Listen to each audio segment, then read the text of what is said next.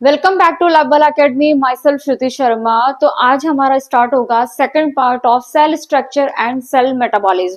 तो cell structure में मैंने आपको बताया था उसके सारे पार्ट और उसके सारे फंक्शन। मेटाबॉलिज्म में हमें ये देखना है कि सेल किस तरह से अपनी केमिकल रिएक्शंस करती है। तो बेसिकली सेल के अंदर जो भी रिएक्शंस होती है कि वो अपने जो बायोमोलिक्यूल जो बनाने का निर्माण करते हैं, तो वहां पे किस तरह से वहां पे उनका फंक्शन होता है, वो सेल मेटाबॉलिज्म का पार्ट होता है। तो लेट्स स्टार्ट। तो सेल मेटाबॉलिज्म का जो सेकंड पार्ट है उसके अंदर आता है, सेल मेटाबॉलिज्म में जो मेन पार्ट होता है वो होता है, एक तो होता है एनर्जी और एक होता है न्यू मॉलिक्यूल। यानी कि आपको न्यू मॉलिक्यूल भी बनाना है यहाँ पर, और यहाँ पे किससे बनाना है, जो कि एनर्जी प्रोड्यूस होगी। तो मान लीजिए इसके दो पार्ट कर देते हैं। तो जो एनर्जी है और न्यू मॉलिक्यूल है, तो ये दो पार्ट दो पाथवे में पूरे होते हैं। कौन कौन से? तो देखिए ये क्या है, एक केमिकल प्रोसेस है। कौन सी प्रोसेस है? केमिकल प्रोसेस है। कहाँ चल रही है? इस स्ट्रक्चर में अगर आप इसको ध्यान से देखेंगे तो यहाँ मैंने सेल मेटाबॉलिज्म बता रखा है। जैसे कि मान लीजिए आपने कोई यहाँ पे फूड खाया, कोई फूड जब आप इंजेस्ट करते हैं तो उसके बाद डायरेक्ट आपको एनर्जी नहीं मिलती है। उसके लिए पहले कैटाबॉलिक पाथवे से आपका फूड गुजरता है, देन उसके अंदर रिलीज होती है क्या? एनर्जी। तो फूड से आपको क्या मिलने वाली है? एनर्जी। पूरी सेल है, सेल के अंदर ये हो रहा है। तो रिलीज एनर्जी करने के लिए कैटाबॉलिक पाथवे स्टार्ट होता है। अभी मैं आपको यहाँ पे सारा समझाऊंगी। तो यहाँ पे जब एनर्जी रिलीज होती है तो ये जो बड़े मॉलिक्यूल है ये सारे छोटे मॉलिक्यूल में बन जाते हैं। मतलब ये लार्जर है और ये सारे क्या है? स्मॉलर है। तो जब ये स्मॉलर होते हैं तो ऐसे ये प्रिकर्सर की तरह काम करते हैं। जब ये प्रिकर्सर की तरह काम करते हैं तो ये फिर आगे जाके वापस यहाँ से जब हीट, एनर्जी और हीट यहाँ पे जनरेट होती है और जो रिलीज यहाँ पे एनर्जी हुई है, तो ये रिक्वायर एनर्जी कौन करेगा? ये रिक्वायर एनर्जी, यानी यही मॉलिक्यूल वापस इस कैटाबॉलिक पाथवे से एनर्जी लेके फिर फर्दर एक बड़ा मॉलिक्यूल बनाते हैं स्टोरेज के लिए। ठीक है।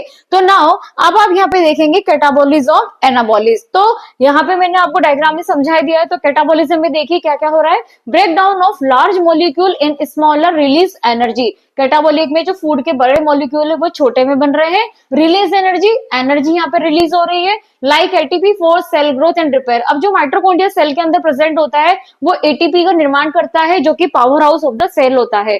तो देखिए यहाँ पे जैसे कार्बोहाइड्रेट है, फैट है, प्रोटीन है, लिपिड जो भी आपने खाया है वो किस में चेंज होगा? एनर्जी में। किस फॉर्म में होगा? एटीपी में। एडिनोसिन ट्राइफॉस्फेट माइटोकॉन्ड्रिया का वर्क है ये। तो इन स्मॉल मॉलिक्यूल बनने के बाद वो ऐसे क्या कहलाते हैं? प्रिकर्सर। ये क्या है? सारे प्रिकर्सर। ये प्रिकर्सर बन गए जो कि एक इनिशियल मॉलिक्यूल होते हैं फॉर बिल्डिंग न्यू मॉलिक्यूल। क्या बनाएंगे? ये न्यू मॉलिक्यूल बनाएंगे। तो जैसे glycolysis, citric acid pathway, lipolysis, मतलब यहाँ पे ग्लूकोज का अपघटन हो रहा है, यहाँ पे सारी एंजाइमेटिक रिएक्शन हो रही है, यहाँ पे लिपिड टूट रहा है। तो ये पूरा पार्ट हो गया आपका कैटाबॉलिज्म का। तो एनाबॉलिज्म में क्या होता है कि यहाँ तक जो कैटाबॉलिज्म की जो प्रोसेस हुई है, जहाँ पे जो एनर्जी हुई है, तो एनाबॉलिक क्या करेगा? ये जो एनाबॉलिक पाथवे होता है, ये एनाबॉलिक पाथवे क्या करता है? इसी एनर्जी को यूज में लेगा। ये रिक्वायर एनर्जी, यहाँ पे रिलीज एनर्जी। तो एनाबॉलिक क्या करेगा? रिक्वायर एनर्जी करेगा, सिंथेसिस करेगा बड़े जटिल मॉलिक्यूल का। कौन कौन से प्रिकर्सर मॉलिक्यूल है? जैसे ग्लाइकोजन जो कि लीवर में स्टोरेज हो जाता है, प्रोटीन जो कि अमाइनो एसिड से बनते हैं। इसके अलावा प्रोडक्शन ऑफ फैट्स जो कि एनर्जी, जब आप कोई जैसे फास्ट वगैरह करते हैं, कोई व्रत वगैरह करते हैं, तो उस टाइम आपका जो फैट स्टोरेज होता है वो आपकी बॉडी को क्या करता है? एनर्जी देता है। तो वहां पे फैट, आपके भूखे होने के टाइम में फैट आपका एनर्जी में कन्वर्ट हो जाता है। तो आई होप आपको ये एनाबॉलिक और कैटाबॉलिक जो दोनों रिएक्शन है, मतलब कि यहाँ पे रिलीज ऑफ एनर्जी होती है और यहाँ पे रिक्वायर ऑफ एनर्जी होती है। यहाँ पे बड़े मॉलिक्यूल छोटे मॉलिक्यूल में टूटते हैं, फिर यहाँ से छोटे मॉलिक्यूल बड़े मॉलिक्यूल में टूटते हैं। तो इस तरह से पूरा ये सेल का मेटाबॉलिक एनाबॉलिक प्रोसेस होता है। आई होप आपको ये समझ में आया होगा, पूरा सेल स्ट्रक्चर और मेटाबॉलिज्म के दोनों पार्ट।